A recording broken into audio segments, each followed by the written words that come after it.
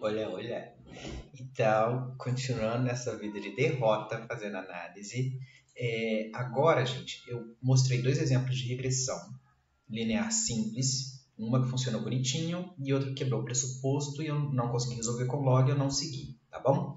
Agora vai ser um terceiro exemplo e a gente vai sair da regressão simples e vai para a múltipla, tá bom? Então, isso aqui são dados, de novo, bem reais, realmente inventados no R, de um trabalho que estava interessado na relação agora entre a abundância de pássaros com a área do local em que eles foram coletados, tá bom? Isso vai estar desde uma planilha chamada Abundância e Paisagem, nas planilhas que eu mandei para vocês. Nessa planilha, a aba que eu quero agora é a segunda, que vai estar escrita Abundância Pássaros, tá bom? A primeira é riqueza e área, que a gente não vai usar, e a segunda que é essa Abundância Pássaros, tá? Só que o que acontece? Nesse mesmo trabalho, além da área, a pessoa que fez a coleta, ela também mediu qual era a distância do fragmento, que ela mediu a área e estimou a abundância de pássaros, para o fragmento mais próximo a esse. Então tem uma distância aqui em quilômetros, tá bom? Então qual era a distância para o fragmento mais próximo? Ela também registrou se no entorno do fragmento em que a abundância de pássaros foi medida tinha pastagem ou não, tá? E por fim também registrou a altitude em relação ao nível do mar em que esse fragmento se encontrava, tá? Então, a princípio, eu vou pedir para vocês ignorarem o pasto. A gente vai entrar com ele assim que eu falar de análise de covariância, tá? Mas a gente vai agora avaliar até que ponto a área do fragmento, a distância desse fragmento até o fragmento mais próximo e a altitude dele em relação ao nível do mar podem determinar a abundância de pássaros. Então veja que eu estou trabalhando com três variáveis que são quantitativas preditoras e uma resposta quantitativa. Então eu continuo tendo uma regressão, só que agora vai ser uma regressão linear múltipla. Então lembra, quando eu fui da nova simples para a nova múltipla, basicamente o que eu fiz foi decompor a soma de quadrado em dois tratamentos diferentes. Aqui vai ser a mesma coisa, eu vou decompor a soma de quadrado da reta em três somas de quadrados ou três retas diferentes, tá bom? Então, salva isso aqui em txt e leva para o R. Eu já fiz isso, eu chamei de abund quando eu chamei de txt e vou levar para o R agora porque esqueci de importar no vídeo anterior. Então, chamei de abundância na realidade. Aqui eu vou chamar de abund, read.table, abundância.txt, que foi o nome que eu salvei lá no Excel. Cabeçalho igual a verdadeiro, deck igual a vírgula. Tá aqui. Vou pedir um samurai abund para ver se veio tudo certinho. Então tá aqui, ó, abundância quantitativo, área também, distância também, pasto tá categórico e altitude tá quantitativo. Tá certinho, tudo mesmo que eu precisava. Então, olha só, a única diferença importante de uma regressão simples para uma regressão múltipla é que a gente vai ter um pressuposto novo, tá bom? Como eu tenho mais de uma variável preditora e todas elas são quantitativas, tem um pressuposto aqui de que nenhuma das variáveis preditoras podem estar fortemente correlacionadas entre si. O nome bonito disso é multicolinearidade. Então, não pode haver multicolinearidade. Beleza? Então, antes de fazer qualquer coisa, a primeira coisa que eu vou pedir é para o R me dar uma estimativa de quanto de correlação existe de área com distância, de área com altitude e de altitude com distância, que são as minhas variáveis preditoras, para ver se existe a possibilidade de elas estarem correlacionadas ou não.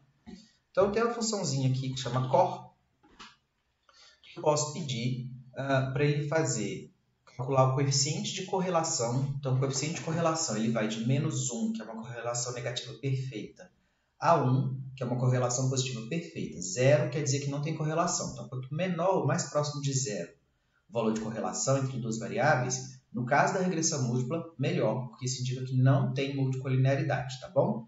Então, eu pedi cor de abund. Só que o que acontece? Eu só quero a correlação de área entre área, distância e altitude. Eu não quero que entre nessa medida nem abundância nem paste. Então, eu vou subespecificar. Então, dentro de abund, a especificação, o data frame ele funciona como se fosse uma matriz. Então, é linha, vírgula, coluna, tá? Quando eu botar essa vírgula aqui, o R entende que o que está à esquerda da vírgula são a especificação das linhas e o que está à direita é a especificação das colunas. Então, eu quero só coluna, e aí eu vou pedir para ele usar só a coluna de área, que é a segunda, distância, que é a terceira, e altitude, que é a quinta, tá bom? Então, eu vou fazer assim, ó, C para concatenar as colunas 2, que é a área, 3, que é a distância, 5, que é a altitude, tá bom? Quando eu peço isso, ele vai calcular o coeficiente de correlação entre essas 3 variáveis que eu especifiquei aqui.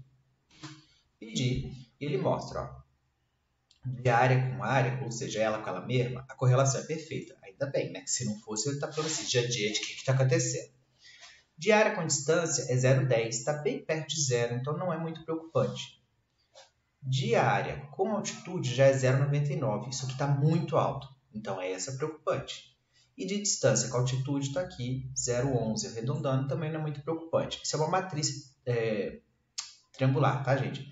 Então, o que está aqui, nesses valores de cima, estão espelhados nos valores de baixo, é a mesma coisa. Então, olha só, sempre que o coeficiente de correlação, se ele tiver de 0,6 para cima, já acende a luzinha, você já começa a desconfiar que pode ter um problema. 0,7 para cima, não bota as duas variáveis juntas, que eu garanto que pode dar problema, tá bom? Então, assim, se você tiver duas variáveis preditoras correlacionadas, não faz a regressão com as duas, porque é como se elas ficassem disputando qual delas vai explicar o resultado, e aí o teste começa a estimar tudo errado, porque ele não consegue dar uma estimativa real para cada um, porque elas são muito parecidas. Ué, Paulo Henrique, mas o que eu faço? Aí o céu é o limite, você tem um monte de opção.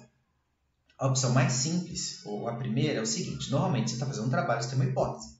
Então você espera, você tem uma expectativa de quais variáveis vão ser mais importantes para a sua hipótese. Use, das que estão correlacionadas, somente aquela que você considera mais importante e manda ver. Tem uma outra abordagem que chama seleção de modelos, que eu não estou ensinando nessa disciplina, mas em que basicamente você pode fazer, por exemplo, um modelo que seria abundância em função de área, outro, abundância em função de altitude, e ver qual dos dois modelos explica melhor a variação de abundância. Então, se, por exemplo, der área, você fica só com área e joga altitude fora. Se der altitude, você fica só com altitude e joga área fora. Também é possível.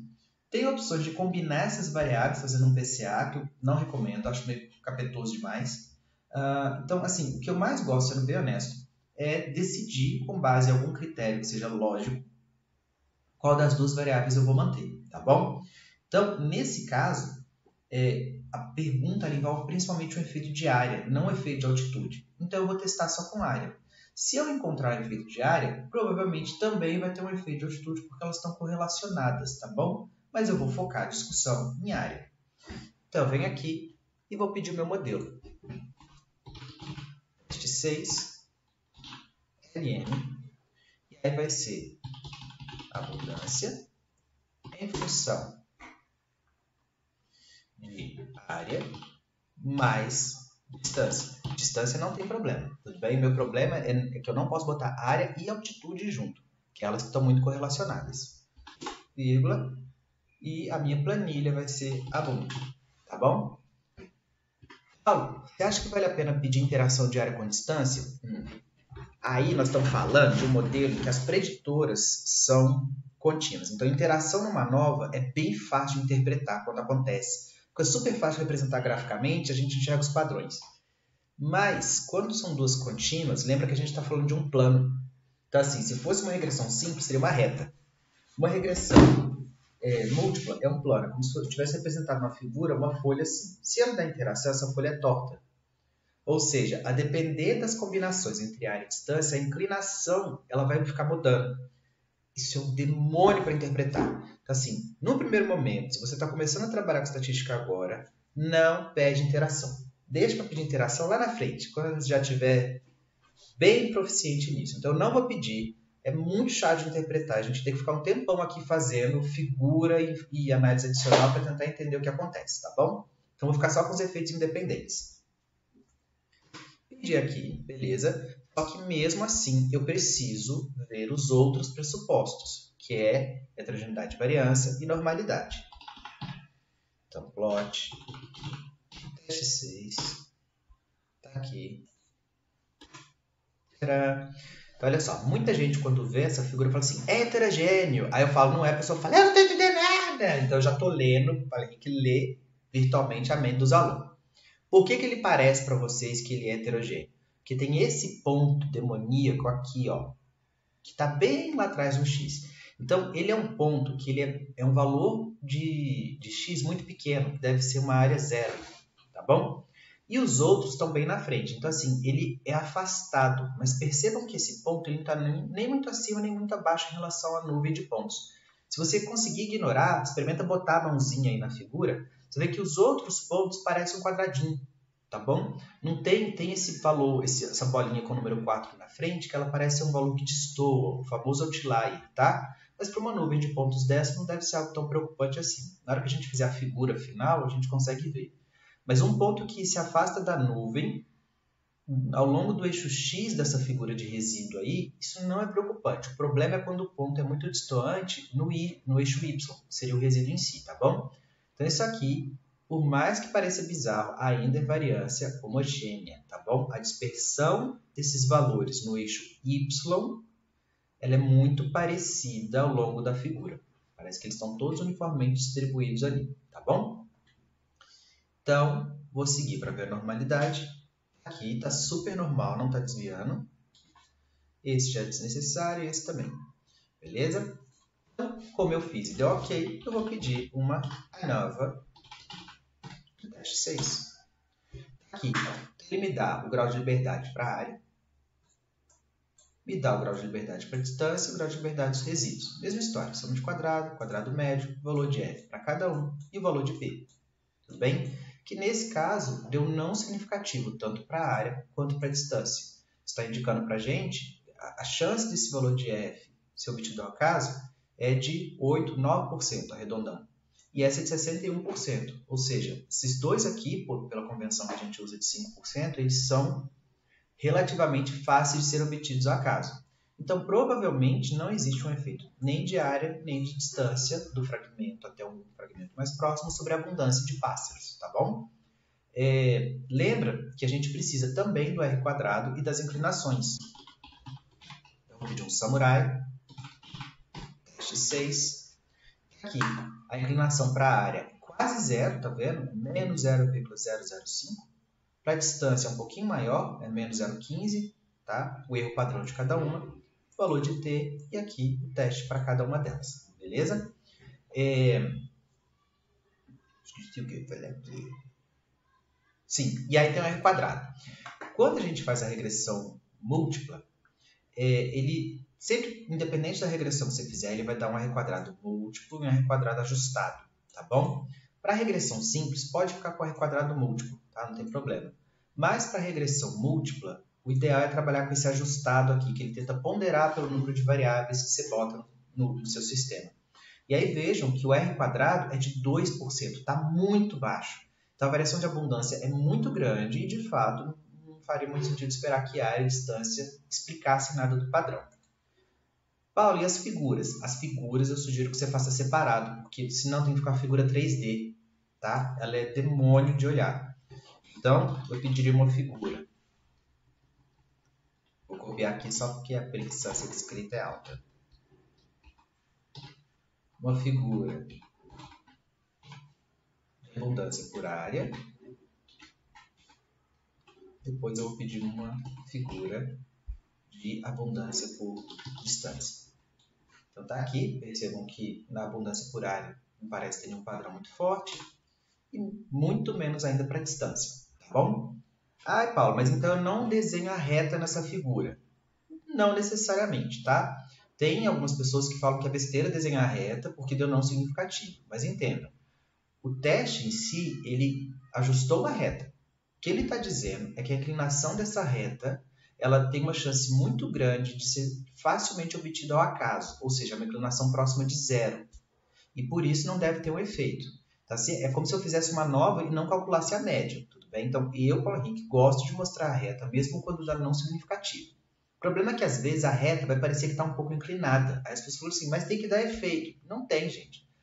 A gente está trabalhando com variações ao acaso. A inclinação nem sempre vai dar zero bonitinha para ela ficar paralela, tá bom?